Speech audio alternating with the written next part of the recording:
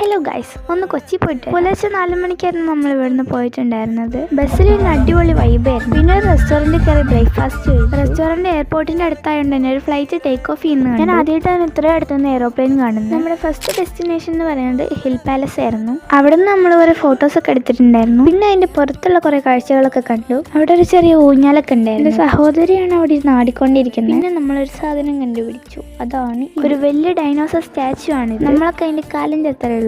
ഇനി നമ്മൾ കുറച്ച് കൂട്ടുകാരെ പരിചയപ്പെടാൻ പോവാണ്. അവരാണ് ഇവർ. ഒരെണ്ണത്തിന് 2 കൊമ്പും കൂടി ഉണ്ടായിരുന്നു.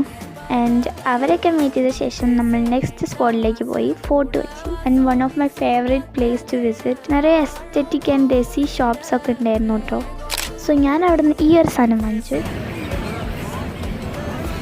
അങ്ങനെ അതുകൊണ്ടാണ് നമ്മൾ അവിടെ മുഴുവൻ എക്സ്പ്ലോർ ചെയ്തു. പിന്നെ ഞങ്ങൾ കുറച്ച് ഫോറിനേഴ്സിനെ കണ്ടു. ആക്ച്വലി അവിടെ കുറേ പേരുണ്ടായിരുന്നു. മലയാളികളെക്കാളും കൂടുതൽ ഫോറിനേഴ്സ് ആയിരുന്നു അവിടെ കൂടുതൽ.